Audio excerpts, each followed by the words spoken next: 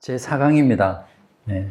저도 개인적으로 이렇게 5번의 주제를 가지고 계속 강의하는 게 쉽지는 않은 것 같은데, 그래도 준비하는 과정에서 또 기도하며 또 여러분과 함께 말씀을 나누면서 제 개인적으로도 참 좋은 기회다, 이런 생각을 하고 있습니다. 네, 오늘 네 번째 주제는 세상의 소금과 빛이다. 세상 가운데서 우리가 그리스도인으로서 어떻게 세상과 구별돼서 살아야 하는가, 어떤 그리스도인의 윤리와 관련된 부분인데요. 우리가 윤리를 다루려면 참 많은 부분들을 다뤄야 되는데, 이제 오늘은 특별히 마태복음 5장에 나오는 너희는 세상의 소금과 빛이다 하는 그 본문 내용을 중심으로 우리가 어떻게 세상 가운데 살아야 하는지 보려고 합니다. 우리 존 스토트 목사님이 말씀하신 그 앞부분 우리 또 같이 한번 읽어보고 또 말씀을 듣도록 하겠습니다. 네, 시작. 예수님은 우리를 더 큰 의인, 마음의 의로 부르신다. 원수까지도 포함하는 더 넓은 사랑으로 우리를 부르신다. 하나님의 통치와 의인, 더 고상한 야망으로 부르신다. 네, 그리스도인은 세상과는 구별된 도덕적, 윤리적인 기준을 가지고 있죠. 그러니까 세상 사람들이 그리스도인을 싫어하는 이유가 바로 구별된 때문이거든요. 그러니까 인간의 죄성 가운데 하나가 뭐냐면 나와 다른 걸 견디지 못합니다. 네, 그래서 뭔가 튀는 사람은 항상 사회적으로 왕따가 되거나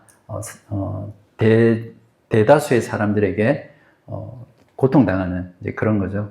그래서 마치 독수리 새끼가 미운 오리 새끼가 아니라 오리들 틈에 독수리 새끼가 있잖아요. 아기 때는 잘 모르잖아요. 근데 핍박받고 또 미움받는 이유가 그런 겁니다. 그러니까 여러분은 세상 가운데 독수리다, 이렇게 생각하시면 좀 자존감이 높아지지 않을까, 이런 생각을 해보는데, 아무튼 여러분이 세상 가운데 살면서 세상 사람들이 여러분을 너무 좋아한다, 그러면 여러분은 구별되지 않게 살아가기 때문이에요. 그죠?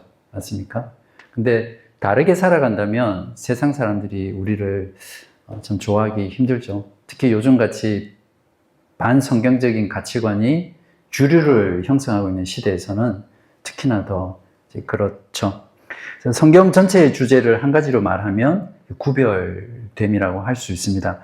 교회라는 이 단어의 신약 성경의 헬라어 단어가 뭐냐면 에클레시아라는 그런 거거든요. 그러니까 어떤 것으로부터 부름받았다, 이런 뜻입니다. 그러니까 교회라는 것은 세상으로부터 부름받은 곳이 바로 교회다. 그러니까 벌써 이 교회라는 말 속에 세상과는 철저하게 구별되어 있다는 것을 내포하고 있는 거죠. 그리고 창세기 12장에서 하나님이 아브라함을 부르실 때도 그 아브라함이 우상을 섬기고 있는 그 가운데에서부터 하나님께서 놀라운 하나님의 구속을 실행하기 위해서 부르시죠. 그것도 마찬가지 out of the world입니다. 그러니까 세상으로부터 부르셔서 실제로는 우리들을 다시 into the world, 세상 가운데로 보내시는, 그게 교회의 본질이죠.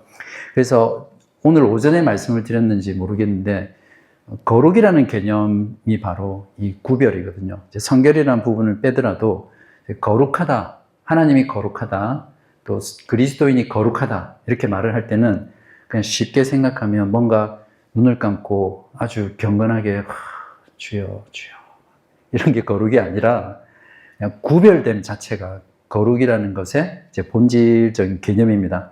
그러니까 창조주 하나님이 모든 피조물과 구별됐죠. 그래서 우리는 하나님을 거룩하신 하나님이라고 합니다. 이 개념을 잘 이해하셔야 되거든요. 그러니까 하나님과 피조물인 우리 사이에는 철저한 구별이 있는 거죠. 물론 하나님이 전적인 타짜, 그러니까 완전히 구별돼서 하나님이 우리와 상관없는 그런 하나님은 이신론이라고 해서 다른 신의 개념이에요. 하나님은 그리스도를 통해서 우리 가운데로 들어오셨죠. 그런 개념은 지금은 제가 설명은 안 하고요. 어쨌든 창조주 하나님이 모든 피조물과 구별됐다라는 것이 거룩의 개념이고, 이스라엘 백성들은 어떻습니까? 이스라엘 백성 또한 우상을 섬기는 모든 민족들 가운데 이스라엘 백성들을 선택해서 그들을 구별해서 자기 백성으로 삼으셨잖아요. 바로 이 구별됨이 거룩이에요. 그래서 이스라엘 백성들을 출애굽한 이스라엘 백성들을 너희는 거룩한 백성이다 이렇게 표현을 하는 겁니다. 그리고 모세를 통해서 율법을 주시죠. 그 율법을 주신데 그 모세를 통해서 하나님이 하나님의 백성에게 주신 그 율법 또한 세상의 어떤 법과도 구별된 거룩한 법이라는 거죠.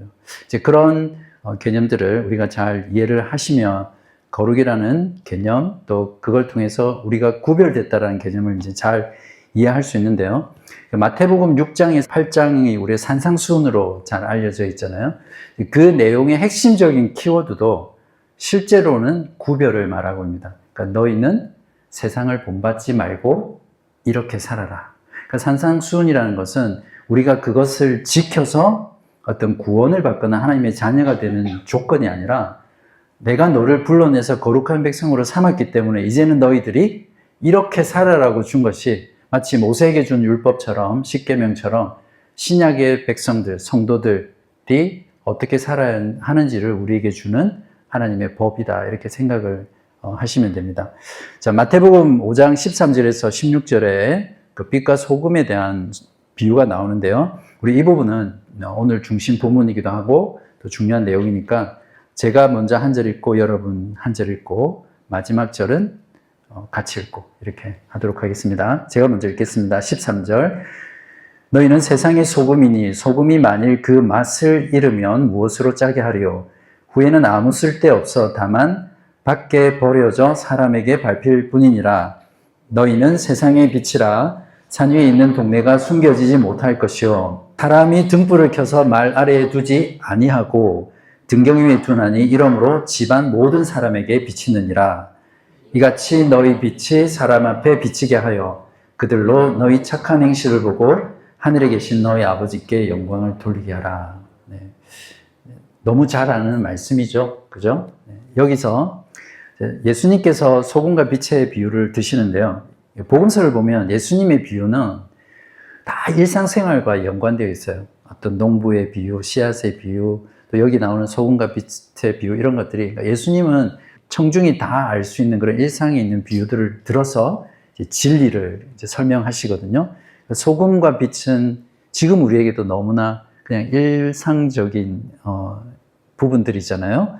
그래서 예수님 당시에도 모든 가정에서 이 빛에 해당하는 등이 있었고 또 음식의 부패를 막기 위해서 소금을 사용했죠. 아마 존 스타트 목사님은 그렇게 이야기하는데 예수님은 자기의 어머니인 마리아가 등을 쓰고 또 음식을 할 때 소금을 쓰는 것을 이렇게 보고 계시다가 그걸 비유에다가 탁 차용을 이제 하셨다 이런 표현들을 하고 있습니다.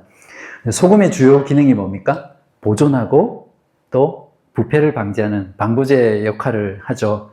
낚시 좋아하시는데 잘하시고 고기 다 잡아서 집에 와서 먹으려면 일단은 안에 내장 빼고 소금을 뿌리잖아요.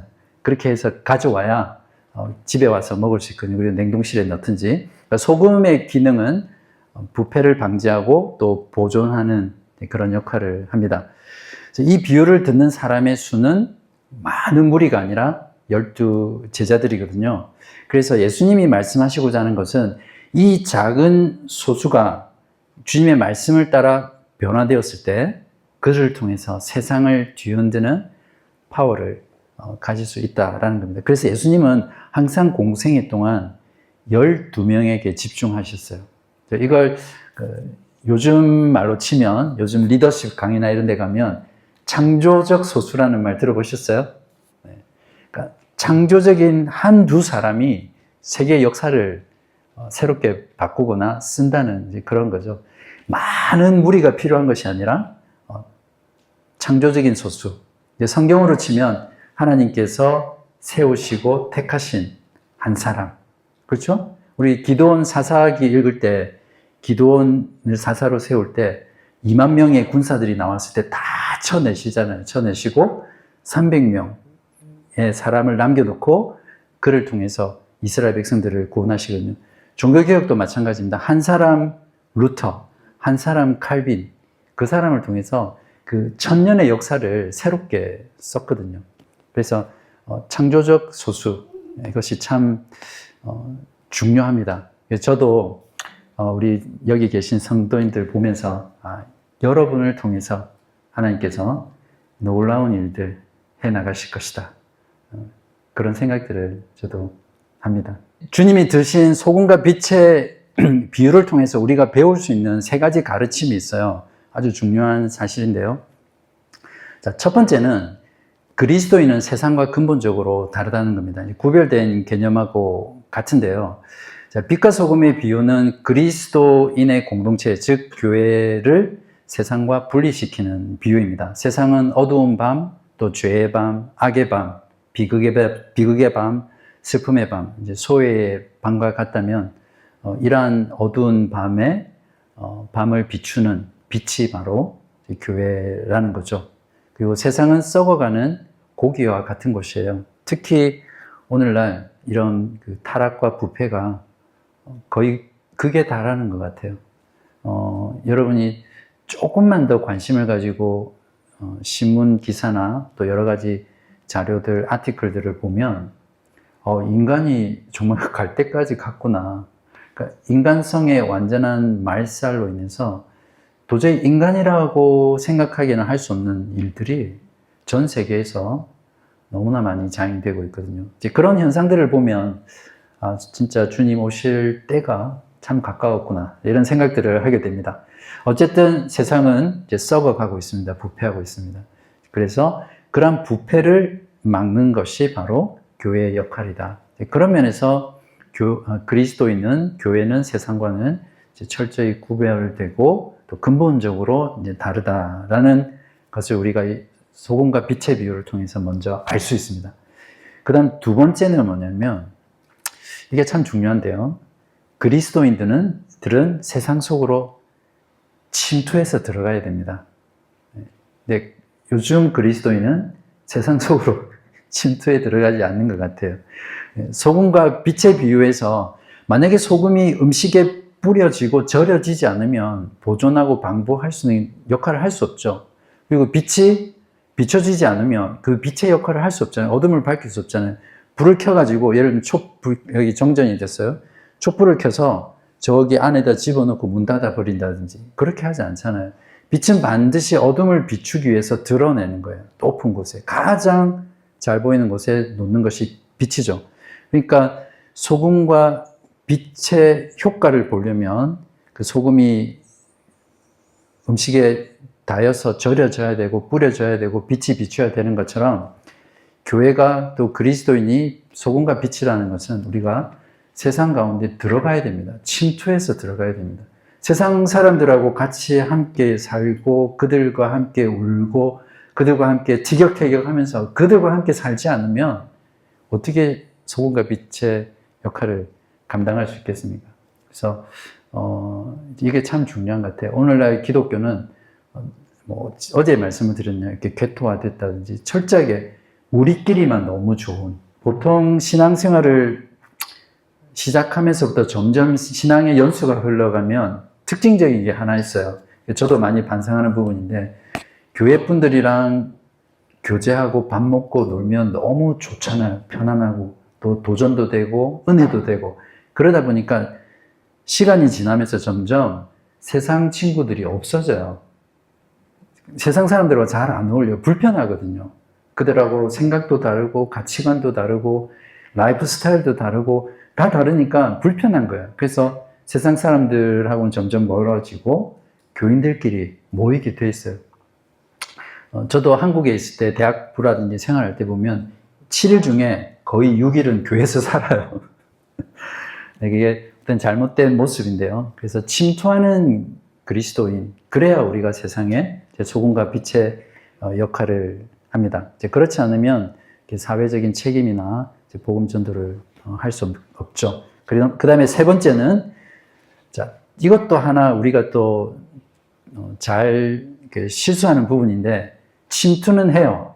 침투까지는 하는데, 그리스도인으로서 고유성을 잃어버리는 겁니다. 그래서 세상 사람들하고 말 그대로 그냥 동화되는 거예요. 세상 사람처럼 바뀌는 거죠. 그러니까 세상 속으로 들어가는 것까지는 좋은데 그들하고 구별이 안 되는 거예요. 그러니까 그리스도인으로서 고유성을 잃어버리는 거예요. 마치 소금이 뿌려졌는데 짠맛이 하나도 없는 거예요. 그러면 부패와 보존의 기능을 못하죠. 그러니까 침투했을 때 고유성을 잃어버리면 안 돼요.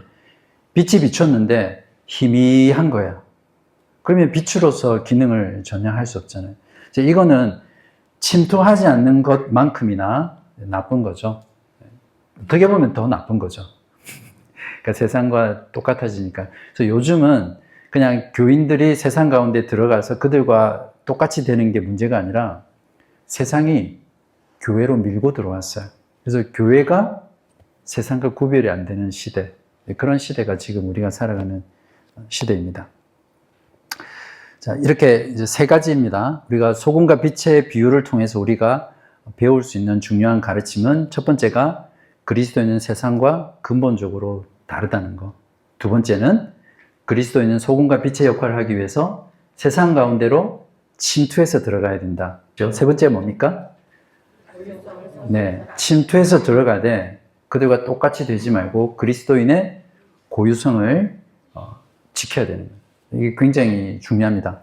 자, 그러면 우리가 여기서 물어야 될 질문은 과연 세상과는 구별된 그리스도인의 고유성이 어떤 거냐라는 거거든요. 우리 그리스도인의 고유성은 참 많은 것들이 있어요. 이제 그 중에 여러분이 말씀하지 않은 것 4가지를 제가 말씀을 드리면서 오늘 강의를 정리를 할 텐데, 첫 번째는 그리스도의 의는 세상의 의, 세상 사람들도 의롭다고 생각하잖아요. 자기 의에 빠져 있으니까. 그래서 세상의 의 또는 타 종교에도 의가 있습니다. 맞습니까? 어느 종교든 그 의라는 개념이 있어요. 조금 그 표현은 다를지라도 그런 것들과 비교할 수 없이 우리는 더 큰 의를 가지고 있다는 겁니다. 자세히 살펴보면 마태복음 5장 20절에 내가 너희에게 이르노니 너희 의가 서기관과 바리새인보다 더 낫지 못하면 결코 천국에 들어가지 못하리라. 제자들은 이 말씀을 예수님한테 들었을 때 예수님 제정신이 아니신가 봐, 이런 생각을 했을 겁니다. 당시 서기관과 바리새인들은 세상에서 그 유대 사회에서 가장 의로운 자들이었어요. 그 누구도 그들의 의를 넘어설 수 없었습니다. 그들은 구약 성경에 박식했고 또 하나님의 계명을 암기했습니다. 잘 아시죠? 그리고 구약의 248개, 또 총 365개의 금지사항, 모두 합해서 613개의 계명을 철저히 알고 지켰던 자들이 바로 바리새인과 서기관들이었어요. 그러니까 예수님의 말씀이 뭡니까? 너희들의 의가 이들보다 더 낫지 않으면 천국에 들어가지 못한다, 구원받지 못한다, 이렇게 말씀하시거든요. 그러니까 제자들은 우리는 못 들어가는구나, 예수님이 지금 제정신으로 하시는 말씀이 아니구나, 이렇게 생각을 했을 겁니다. 그러나 예수님께서 이 말씀을 통해서 하시고자 하는 뜻하신 바는 그리스도의 의가 바리새인과 서기관들의 의보다 더 나은 의여야 천국에 들어가야 된다는 겁니다. 바로 그게 무엇이냐면 마음의 의예요. 제가 가끔씩 이야기를 한 적이 있는 것 같은데, 하나님께서 우리에게 천국에 들어가기 위해서 요구하시는 의는 마음의 의입니다. 그러니까 이 마음의 의가 바리새인과 서기관들의 의보다 훨씬 더 나은 의라는 거예요. 자, 팔복에서도 심령이 가난한 자는 복이 있나니 천국이 그들의 것이다. 그러니까 여기서 심령이 가난하다라는 것이 바로 이 마음의 의를 말하죠. 그러니까 바리새인과 서기관들은 외적으로는 정말 철저하게 의로운 자들이었지만 그들의 내적으로는 병들어 있고 완악하고 반역적이고 부패 있는 그런 자들이었어요. 그러니까 내적으로는 의롭지 않았고 외적으로는 이제 의로운 자들이었죠. 자, 그러면 어떻게 저와 여러분 의롭게 될 수 있습니까? 어떻게 하면 의롭게 될 수 있죠? 우리의 노력으로 산상수훈에 나오는 모든 교훈들을 다 지켜 살아갈 수 있습니까? 그렇게 할 수 없거든요. 그러니까 우리의 노력으로 우리의 마음의 의를 얻을 수 없습니다. 여러분이 오늘 이번 수련회 때 말씀을 듣고 내 마음이 진짜 변해야 되겠다. 그래서 내려가서 여러분의 마음을 변화시키고자 할 때 여러분 마음이 변합니까? 여러분 어금니 꽉 물고 마음이 변해야지, 새로워져야지, 깨끗해져야지, 의로워져야지, 그렇게 마음 먹는다고 해서 우리 마음이 의로워지지 않거든요. 변화되지 않거든요. 그럼 어떻게 우리가 의로워질 수 있습니까? 예수님이 말씀하시는 의는 어떤 의입니까? 우리가 의롭게 될 수 있는 유일한 길은 거듭나는 겁니다. 거듭난 의입니다. 우리가 성령을 통해서 거듭날 때, 이걸 조금 신학적인 용어로 중생했다 그렇게 표현하죠. regeneration, 그죠? 다시 태어났다. born again, 위로부터. 원래 원어는 거듭나다라는 것이 위로부터 태어났다 이런 말이에요. 그러니까 하늘로부터 태어났다 이런 말인데, 우리가 거듭나면 어떻게 됩니까? 새로운 마음, 또 새로운 영, 새로운 본성이 생기죠. 그러니까 단순히 예수를 믿고 하나님을 알게 되는 것, 성령으로 거듭난다는 것은 그냥 우리의 지성이 그 복음을 받아들이고 아멘 이렇게 하는 것이 아니라 실제로 우리의 영적으로는 우리의 존재 자체가 새롭게 되는 겁니다. 그걸 이제 재창조라고 하죠. 그러니까 새로운 본성, 새로운 마음, 새로운 성품, 새로운 성질, 새로운 영을 우리가 받게 됩니다. 변화되는 거죠. 에스겔서 36장에 나오는 것처럼 돌 같은 우리의 심령이 부드러운 살처럼 그런 심령으로 바뀌는 것이 거듭남이에요. 그러니까 예수님이 말씀하시는 의는 너희가 거듭나야 된다 이 말씀을 하시는 거예요. 거듭남을 통해서 가지게 되는 그 마음의 의. 그래서 주님께서는 우리에게 이 마음의 의를 요구하시는 거죠. 자, 마태복음 5장 21절에서 22절. 자, 그래서 주님께서는 그 율법을 다시 재해석하면서 우리에게 가르치시는데요. 거기 보면 22절에 보시면 자, 나는 너희에게 말하노니 형제에게 노하는 자마다 심판을 받게 되고 형제를 대하여 나가라 하는 자는 공회에 잡혀가게 되고 미련한 놈이라 하는 자는 지옥불에 들어가게 되리라. 그러니까 구약의 율법에는 이제 살인하면 심판받는다고 했잖아요. 근데 예수님께서는 이것을 다시 해석해서 형제, 우리 공동체의 지체들을 향해서 욕을 하거나 험담을 하거나 비난하거나 그렇게 하면 그게 살인하는 거라는 거예요. 그러니까 살인에 대한 개념을 어떤 외적인 것에서 내적인 것으로 주님께서는 바꾸어서 요구하십니다. 그리고 마태복음 5장 27절에서 28절에 자, 또 간음하지 말라 하였다는 것을 너희가 들었으나 이제 십계명에 나오는 계명이죠. 나는 너희에게 이르노니 자, 음욕을 품고 여자를 보는 자마다 마음에 이미 간음하였다. 이렇게. 그러니까 예수님이 우리에게 요구하시는 것은 마음의 의입니다. 그냥 간음을 하지 않았다는 것은 어떤 결혼 생활 밖에서 내가 다른 여자나 또 다른 남자와 관계를 가지지만 않으면 간음한 게 아니잖아요. 근데 그걸로 끝이 아니에요.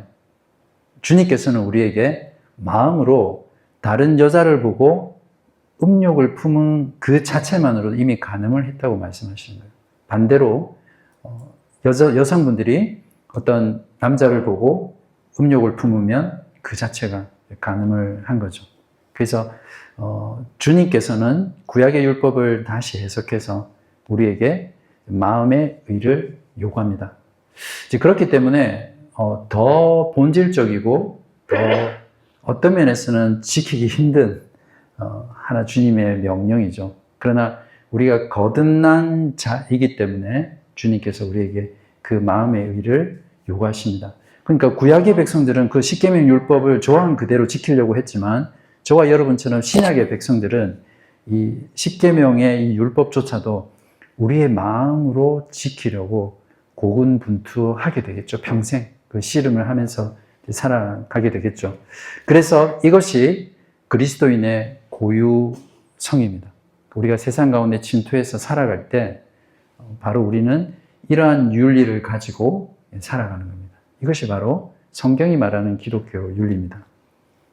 자, 두 번째 세상과 다른 그리스도인의 고유성은 예수님은 우리를 좀 더 넓은 사랑으로 부르신다는 거죠. 그냥 단순히 박애주의자처럼 사랑하라 그런 정도에서 그치는 것이 아니라 더 큰 사랑을 요구하십니다. 마태복음 5장 43절, 44절인데요. 또 내 이웃을 사랑하고 내 원수를 미워하라 하였다는 것을 너희가 들었으나 나는 너희에게 이르노니 너희 원수를 사랑하며 너희를 박해하는 자를 위하여 기도하라. 여기 43절에 보시면 내 이웃을 사랑하고 내 원수를 미워하라 하였다는 것을 너희가 들었다 했는데 이거는 성경에 없어요. 성경에 없어요. 그러니까 레위기 19장 18절에 보면 내 이웃 사랑하기를 내 자신같이 사랑하라 이렇게 되어 있거든요. 성경은. 근데 이 바리새인들이 자기들에게 맞게 이렇게 바꿔서 이해하고 살았던 거예요. 그러니까 이 바리새인들은 이 이웃이 누구냐면 자기들 유대인만 이웃이라고 생각했습니다. 그래서 사마리아인들이나 이방인들은 이웃이라고 생각하지 않았어요. 그래서 사랑하지 않아도 된다. 섬기지 않아도 된다. 이렇게 살았던 사람이었습니다. 왜 강도 만난 유대인들을 구해준 게 사마리아 여인이었잖아요. 그래서 예수님께서는 그들의 잘못된 성경 왜곡된 해석을 고쳐주시고 어떻게 말씀하냐면 너희 원수를 사랑하고 너희를 박해하는 자를 위해 기도하라. 이렇게 그러니까 예수님이 우리에게 요구하시는 수준이 참 현실적으로 어려운 말씀이지만 주님께서는 분명히 그것을 우리들에게 말씀하십니다. 그러니까 이웃의 범위를 어디까지 확장합니까? 네, 원수까지. 그러니까 원수는 우리가 미워해야 될 대상이 아니라 그들을 위해서 기도하고 그들조차도 우리가 사랑해야 될 대상이라는 거죠. 그러니까 그리스도인의 사랑의 윤리는 원수까지도 사랑하는 왼뺨을 때리면 오른뺨을 내어주는 그런 자리까지 나가는 것을 하나님께서 요구하십니다. 그래서 하나님의 사랑은 이처럼 무차별적이고 보편적입니다. 우리가 세상 가운데 살아갈 때 세상 사람들이 하는 사랑의 차원과는 이제 낮춰야 되는 거죠. 그러니까 주님께서도 그렇게 말씀하셨잖아요. 나를 사랑해 주는 걸 사랑하는 것은 그냥 인간이라면 누구나 할 수 있습니다. 그렇잖아요. 나에게 밥을 사주고 나에게 잘해주는 사람한테 우리는 당연히 갚잖아요. 그죠? 마치 give and take. 이게 다 세상의 작동 원리예요. 가만히 보면. 저도 그렇고 여러분도 솔직히 한번 생각해 보세요. 여러분이 더 섬기고 더 사랑하고 더 보살피는 사람의 대상을 보세요. 그분들도 여러분에게 그만큼 해주기 때문에 해주는 거예요. 또 내가 받으면 그 받은 만큼 돌려주려고 하잖아요. 우리 그거는 그냥 인간의 보편적인 본성이에요. 그러니까 꼭 그리스도인이 아니더라도 세상의 모든 사람은 인간이라면 이렇게 합니다. 대표적인 예가 부모가 자녀를 사랑하는 것, 또 자녀가 부모를 사랑하는 것은 인간이라면 누구나 하는 거죠. 그죠? 근데 이것조차도 안 한다면 심각한 거죠. 또 남편이 아내를, 또 아내가 남편을 사랑하는 것, 또 친구들 사이에 서로 사랑하는 것, 다 마찬가지입니다. 이제 가만히 보면 우리 이번 달이 가정의 달인데 에베소서 5장 18절 이하에 보면 아내는 남편에게 복종하라고 이렇게 말씀하잖아요. 교회가 그리스도께 복종하듯이 남편에게 복종하라 이렇게 말하고 있고 남편에게는 그리스도가 교회를 위해서 자기 목숨을 내어주기까지 아내를 사랑하라 이렇게 말씀하고 있는데 아내의 경우에는 자기를 사랑해주는 남편 저도 하도 좋다고 보라고 해서 봤는데 폭삭소가수다 그게 양관식이라는 드라마 인물 이제 그런 남편이 나에게 있으면 아내는 당연히 그 남편 사랑하죠.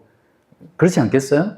자기를 그렇게 희생적으로 사랑하는데 마찬가지예요. 남편도 자기에게 정말 복종해 주는 그런 아내를 사랑하죠. 보통은. 그건 보편적인 사람입니다. 그런데 나를 정말 사랑해 주지 않는 남편, 나를 힘들게 하는 남편인데 복종할 수 있습니까? 솔직히 말씀해 보십시오. 남편이 나를 너무 괴롭혀. 사랑할 수 있습니까? 그런 남편? 근데 성경은 복종하라고 이야기하거든요. 반대로 아내가 맨날 바가지 긁고 나를 힘들게 하고 어렵게 하고 뭐 존경이라고는 전혀 하지 않는 뭐 그런 아내라고 쳐요. 여기는 아무도 안 계신 것 같은데. 근데 남편은 그런 아내 사랑할 수 있습니까? 네, 근데 성경은 상대방의 조건과 상관없이 사랑하고 복종하라고 이야기하는 거예요. 원수까지도 사랑하라고. 근데 실제로 교회 역사 가운데 그 손양호 목사님 같은 경우는 그렇잖아요. 자기 아들을 죽인 무장공비였나요? 입양해서 자기 아들로 삼고 결국 그 사람이 그 사랑에 감동돼서 나중에 목사가 되죠. 안 모든데 그런 사랑을 실제로 보편적이진 않을지 모르지만 정말 주님이 말씀하시는 그런 사랑을 실천했던 또 선배들이 많이 있죠. 자, 그래서 이제 주님께서는 우리에게 그런 더 나은 사랑을 하라고 하는 거죠. 그래서 우리가 세상 가운데 침투해서 이런 사랑을 가지고 살아갈 때 세상에서 소금과 빛의 역할을 확실하게 할 수 있습니다. 자, 이렇게 하나님은 우리를 더 큰 사랑, 또 더 큰 사랑의 윤리로 우리를 부르고 계신다는 거 기억하시고요. 자, 세 번째로 그리스도인의 고유성, 세상과는 다른 우리를 좀 더 깊은 경건으로 부르신다는 겁니다. 이 부분은 특히 우리들의 기도 생활을 집중해서 보려고 하는데 마태복음 6장 1절에서 18절에 보면 구제, 금식, 기도 이 세 가지에 대해서 다뤄요. 그러면서 바리새인과 이방인들을 비교를 하십니다. 둘 다 잘못됐으니까 너희는 이렇게 구제하고 기도하고 금식해라. 이렇게 가르쳐 주시는 부분인데요. 이 구제, 기도, 금식 이 세 가지는 기독교든 이슬람교든 힌두교든 불교든 어떤 종교이든지 다 있습니다. 그렇죠? 네. 기도, 구제, 금식 이 세 가지 다 있습니다. 자, 중요한 건 뭐냐면 이 세 가지를 하느냐 하지 않느냐가 중요한 것이 아니라 어떻게 하느냐가 중요하죠. 그래서 오늘은 기도만 잠깐 살펴보겠습니다. 우리 그리스도인의 고유성 중에 세상과 다른 부분이 바로 이 더 깊은 이제 경건에 대해서 지금 말씀을 하는데요. 그러니까 예수님께서는 이 두 개의 집단을 비교하면서 두 집단 모두 기도하지만 너희들은 이 양쪽 집단과 달라야 한다라고 말을 합니다. 먼저 바리새인들 같은 경우는 기도의 목적이 무엇입니까? 기도의 목적은 기본적으로 하나님과 대화하는 거거든요. 하나님과 교제하는 겁니다. 그죠? 그게 기도의 가장 본질적인 목적입니다. 기도를 해서 뭔가 내가 원하는 걸 얻어내고자 하는 게 기도의 목표는 절대 아닙니다.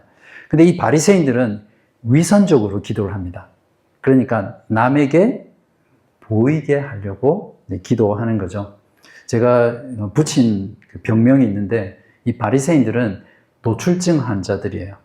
그래서 자기들이 하는 모든 종교적인 행위를 다른 사람에게 보여주고 그것으로 칭찬받기 위해서 하는 노출증 환자들인데 오늘날 교회 안에 이 노출증 환자들이 많습니다. 보통 때는 기도 안 하다가 교회에 오거나 또 사람들이 보면 기도를 아주 열심히 하는 듯 그런 사람들이 많죠. 그래서 이러한 것은 하나님과 교제를 위해서 주신 그 기도를 종교적인 어떤 몸짓으로 바꾼 행위죠. 위선이라는 그 말이 헬라어로 히포크라테스라는 크리테스라는 말인데요. 가면을 쓰고 배우가 연극을 한다는 그런 의미입니다. 그러니까 경건의 여러 가지 모양들을 마치 그 배우들이 가면을 쓰고 연기하듯이 그렇게 하는 겁니다. 기도뿐만 아니라 구제, 금식 다 마찬가지예요. 자, 이방인들은 어떻게 기도합니까? 제가 성경 구절은 읽지 않는데 이들도 기도하지만 기계적으로 기도합니다. 그래서 공허한 말을 계속 남발하죠. 그러니까 이 이방인들은 말을 많이 해야 그 기도가 하나님께 닿는다라고 생각하고 예수님께서는 중언부언한다 이렇게 표현을 하거든요. 이방인들이 잘못 생각하고 있는 게 뭐냐면 특히 이제 기도의 양이 중요하다고 생각을 하는 거예요. 그래서 계속해서 의미 없는 기도들을 반복해서 이제 쳇바퀴를 이제 돌려대는데 저희들을 포함해서 한국 교회가 기도를 참 많이 하죠. 기도를 많이 하는 건 좋지만 바르게 기도하는 것보다 이 양을 강조해서 기도를 많이 오랫동안 하는 것이 진짜 하나님께 상달되는 기도다. 그렇게 해서 교인들에게 기도의 양을 계속 강조하는 교회는 주님께서 말씀하시는 참된 기도의 모습이 아닙니다. 그것은 이방인의 기도와 이제 전혀 다를 게 없는 거죠. 중언부언이라는 이 단어를 헬라어로 바톨로게오라고 그렇게 부르거든요. 그래서 이걸 이제 옛날에 그 말 더듬이었던 바투스 왕과 관련된 말이거나 아니면 그 의성어 중에 바바리안이라는 말이 있어요. 이게 야만인이라는 뜻인데 그 헬라인들, 그리스 사람들의 귀에는 외국 사람들의 그 말이 바바바바바바바바 이렇게 들린 거예요. 그래서 이방인들을, 그러니까 헬라어 사람, 그러니까 그리스 사람들 아닌 외국인들을 바바리안, 야만인 이렇게 불렀습니다. 바로 여기에서 중언부언이라는 말이 나온 겁니다. 그러니까 우리가 기도할 때 똑같은 말, 크게 의미 없는 말, 또 같은 말을 계속해서 오랫동안 반복하는 이런 기계적인 기도는 철저히 이방인의 기도라는 거죠. 그래서 예를 들면 우리가 신앙생활 할 때 아마 그런 경험이 있을 거예요. 주여, 주여, 기도할 때 주여, 주여, 주여, 좀 비슷하나요?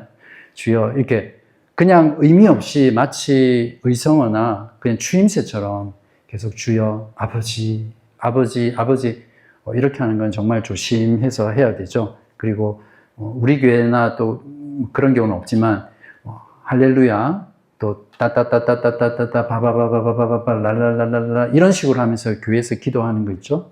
그거는 잘못된 기도입니다. 제가 확실히 말해요. 이방인의 기도고 아무 뜻이 없잖아요. 전에 있던 어떤 큰 교회에서는 목사님이, 담임 목사님이 마이크를 잡고 기도회를 인도하면서 방언에는 여러 가지 종류가 있습니다. 따따따 방언이 있고 랄랄라 방언이 있고 그러면서 그냥 앞에서 기도하면서 따따따따따따따따따 랄랄랄랄랄랄랄라 주여 주여 주여 주여 이렇게 기도하는 거예요. 제가 그렇게 기도하는 모습을 보고 목사님 선을 넘으셨구나. 이런 기도는 정말 잘못된 기도입니다. 그래서 우리가 기도를 할 때도 주님이 가르쳐 주신 기도가 어떤 건지 깊이 생각하면서 주님께서는 우리에게 더 나은, 더 깊은 경건을 요구하십니다. 모든 종교에 있는 그 기도를 우리 그리스도인들이 똑같이 기도한다면 우리가 세상과 다를 것이 전혀 없죠. 제가 설교 시리즈를 해가면서 기회가 된다면 가장 먼저 주제별로 다루고 싶은 내용이 기도입니다. 우리가 어떻게 기도하는 것이 성경적인 기도인가 그것들을 함께 배우고 또 그 가운데 이제 기도하는 것들을 좀 같이 변화되어가는 것들을 하려고 합니다. 자, 그리고 마지막으로 세상과 다른 그리스도인의 고유성 중에 예수님은 우리를 더 고상한 야망이라는 말하고 고상하다는 말이 서로 좀 충돌이 되는 것 같은데 주님께서는 우리를 더 고상한 야망으로 부르신다는 겁니다. 이것이 세상 사람들과 철저히 구별된 우리들의 고유성입니다. 모든 인간은 야망을 가지고 있죠. 그죠? 네. 그래서 어린아이조차 야망을 가지고 있습니다. 그 요한이나 노아도 지금 물어보면 나중에 커서 뭐 될래? 혹시 있어요? 계속 바뀌네. 최근에, 가장 최근 거. 라이프가드. 혹시 수영장에 갔기 때문에. 네. 혹시 목사가 되고 싶다 이런 말씀을 혹시 여러분 어릴 때 야망이 뭐였어요? 여러분의 꿈? 나는 커서 뭐가 되고 싶다. 다 꿈이 있으셨죠? 저는 뭐였을 것 같아요? 네, 모르시겠죠? 네. 저는 발명가가 제 어릴 때 꿈이었어요. 나중에 크면 발명가 그 에디슨처럼 그 전기를 읽고 완전 뿅 가가지고 그런 걸 하고 싶었는데 아무튼 어린아이조차 야망을 가지고 있어요. 근데 어른이 되면서 좀 더 현실적인 야망을 가지죠. 부자가 된다든지 또 유명한 사람이 된다든지 높은 자리에 오르는 그런 야망을 가지게 되죠. 여기 진영이 있구나. 진영이 나중에 미안해 너를 예화로 들어서 돈을 많이 벌고 싶대. 그래서 왜 그랬더니 돈 많이 벌어서 엄마 아빠 특히 우리 엄마 은퇴시켜주고 싶다. 그럼 저 흐뭇해하는 웃음. 네. 그런 야망이 있었어요. 근데 요즘 물어보니까 돈을 많이 못 벌 것 같다더라고요. 예, 아무튼 이제 어른이 되면서 이제 점점 현실적인 야망 또 세속적인 야망들로 바뀌죠. 뭐 직업에서 성공하거나 높은 자리에 올라간다든지. 자, 이런 야망은 이제 주님의 말씀에 의하면 이제 이방인들이 구하는 것이다. 이렇게 말하고 있습니다. 예수님은 무엇을 구하며 살라고 하셨습니까? 6장 33절에 보시면 먼저 그의 나라와 그의 의를 구하라. 그러니까 이것이 우리 그리스도인의 고상한 야망입니다. 이 야망을 가지는 것이 우리 주님께서 이제 우리에게 요구하시는 거죠. 자, 여러분은 사는 동안 무엇을 성취하기를 원하십니까? 또 무엇에 헌신하며 살고 계시고 여러분의 인생의 목표는 무엇입니까? 예수님은 딱 두 가지가 있다고 말씀하시는데요. 하나는 자기 자신과 또 자신의 물질적인 안락에 관심을 가지는 것. 이것이 인생의 목표, 헌신할 영역, 또 성취하고자 하는 거죠. 이런 것들은 부와 권력과 명성에 대한 야망이죠. 또 다른 하나는 하나님과 세상에 대한 하나님의 의로운 통치, 그의 나라와 그의 의를 나의 야망으로 삼는 거죠. 나의 꿈으로 삼는 겁니다. 여러분 정말 그러세요? 하나님과 또 하나님의 나라가 이 땅 가운데 이루어지는 그것이 여러분의 야망이 됩니까? 그것을 위해서 여러분의 삶을 드리고 헌신하고 그것이 여러분의 삶의 궁극적인 목표가 됩니까? 실상은 예수님께서 다시 오셔서 완성하실 그 나라는 바로 하나님이 왕이 돼서 하나님이 다스리는 의로운 나라입니다. 그것이 우리의 최종적인 비전이고 목표이고 완성된 그림입니다. 이것이 우리의 야망이 되는 거죠. 그것을 위해서 내가 살아있는 동안, 숨 쉬는 동안 주를 위해서 살아가는 것이죠. 예수님은 이제 이 둘을 대조하면서 이방인들은 언제나 무엇을 먹을까, 무엇을 마실까, 무엇을 입을까, 오늘은 어디 가서 밥 먹지, 오늘은 어떤 옷을 입지, 어떤 집에 살지, 그런 것들, 어떤 자기 자신의 만족, 욕심, 물질적인 것들을 추구하는 이런 삶은 이건 그냥 제가 표현한 건데 참을 수 없이 가벼운 존재의 야망이다. 그런데 이 야망이 실제로는 저와 여러분의 마음을 너무 많이 사로잡고 있죠. 근데 그런 야망은 정말 가벼운 존재적 야망이다. 이제 그렇게 표현할 수 있고요. 주님께서는 우리에게 그의 나라와 이제 그의 의를 이제 구하라고, 특히 하나님의 의로운 통치에 우리의 인생을 전력하라고 말씀하고 있습니다. 주님의 말씀 가운데 너희는 먼저에 동그라미 치셔야 됩니다. 기독교는 절대 금욕주의가 아니거든요. 이렇게 주님이 말씀하신다고 해서 우리가 이 땅 가운데 살아가면서 필요한 물질적인 필요들, 또 여러 가지 필요들을 무시하면서 그것을 끊고 주님만을 추구하며 살아야 된다. 이것을 말씀하는 것이 아니라 우선순위를 말하는 거죠. 너희는 이 땅에 필요한 것들을 추구하되 먼저 그의 나라와 그의 의를 구하라. 이 땅의 필요들과 추구들과 하나님 나라가 충돌이 될 때는 어느 걸 선택해야 됩니까? 하나님 나라.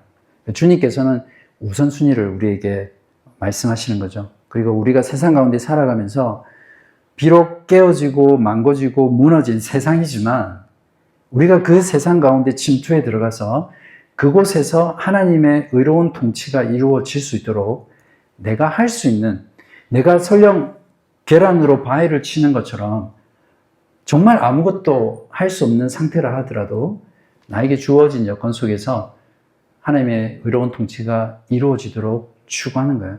혹시 여러분의 직장 속에서 불의가 판을 치고 옳지 못한 일이 자행되고 있고 거짓이 난무한다면 그곳에서 여러분이 할 수 있는 하나님의 의가 이루어지도록 바른 소리를 하고 또 연약한 피해받은 사람들을 돌봐주고 또 여러분이 할 수 있는 것들을 하는 것이 그의 나라와 또 그의 의를 추구하는 겁니다.